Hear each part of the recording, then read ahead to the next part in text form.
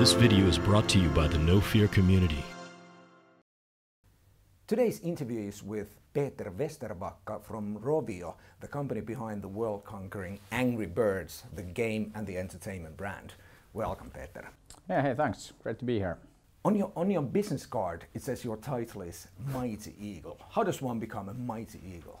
Yeah, I don't know. I guess that it comes with kind of like years of experience or something like that. No, but it's actually always had kind of like the attitude to business cards that they have to create a reaction, and you have to kind of like get a dialogue going. So always had different titles, but I think the Mighty Eagle title is the best one I've had so far, and it always creates a lot of discussion, and it's a great intro.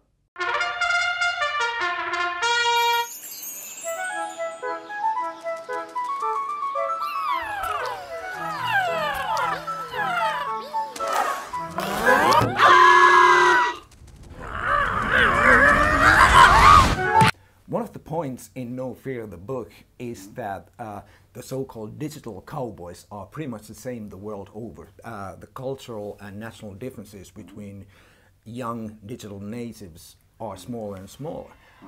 Do you see that happening on the consumer side as well? Are the people who play Angry Birds the same everywhere in the world?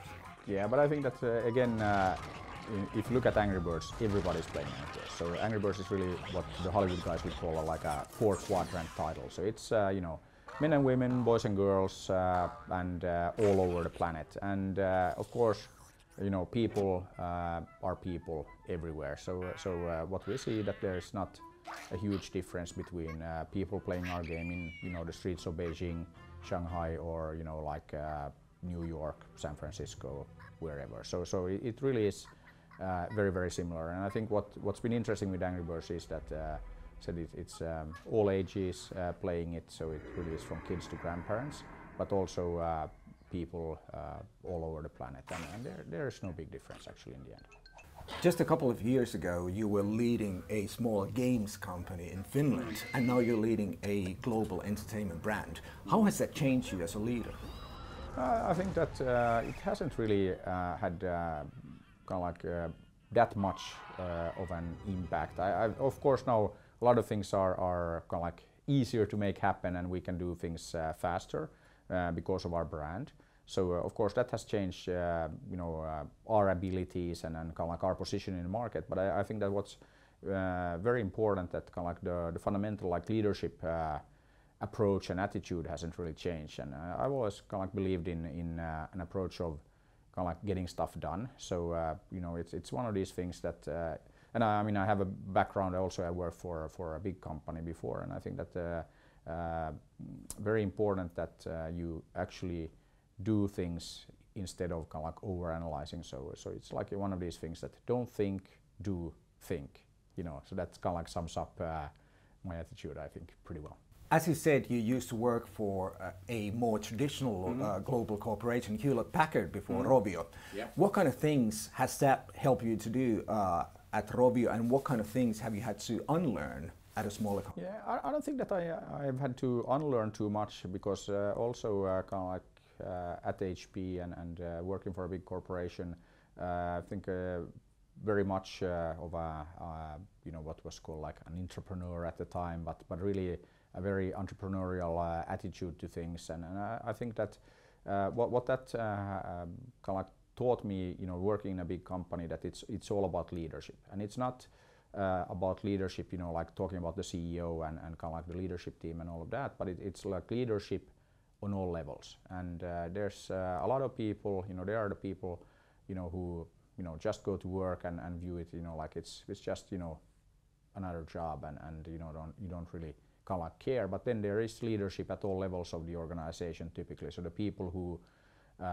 think that it's, you know, more than a job, and really have the attitude of getting things done. And I think that if you look at kind of like innovation, big companies, small companies, typically the innovation actually happens when people are doing stuff that they're not necessarily like supposed to do. And you know, take HP, you know, the printer business, which is pretty much like the last innovation at HP, the guys were told not to make printers because HP is not a printer company. You know, like at the time that was kind of like the message, and then they went to Boise, Idaho, you know, away from corporate HQ, and they, you know, made the printers anyway. And of course now HP is a bit of a printer company as well. So I think that is again that you have to believe in what you're doing, and then, as I said, leadership can, you know, it can happen at all levels of the organization. And again, you know, you have to do the right thing, believe in what you're doing, and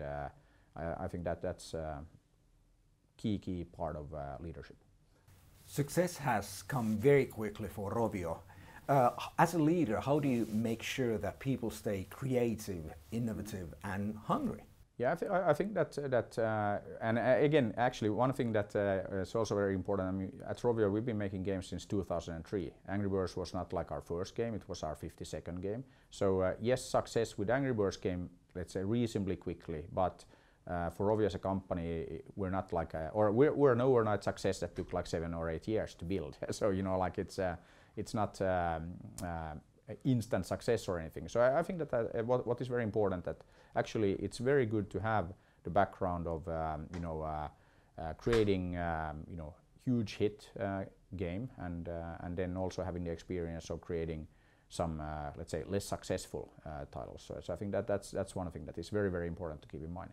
Then if we look at again how that impacts us, of course very important to stay hungry, and I think that again we have the attitude here that okay, yes, we've been successful and had a bit of success, but it's only the beginning. It's only a small start. Our ambition is much bigger, and right now our team and like everybody here is focused on making Angry Birds the first entertainment brand with 1 billion fans. So you know, we have way to go still. Quite a few of the people working for you at Rovio are members of the PlayStation generation, people born after 1985. What have you learned from them as a leader?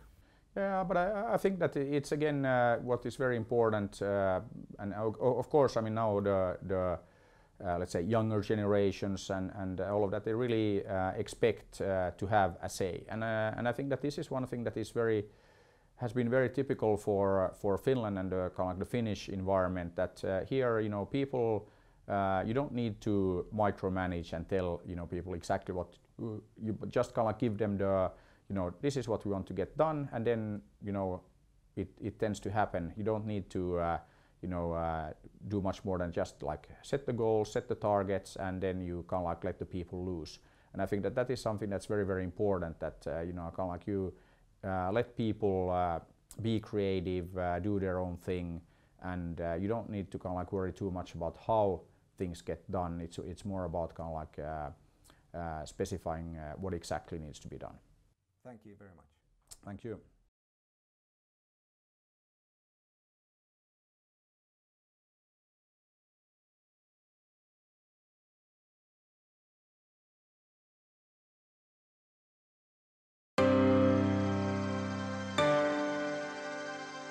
This video is brought to you by the No Fear community.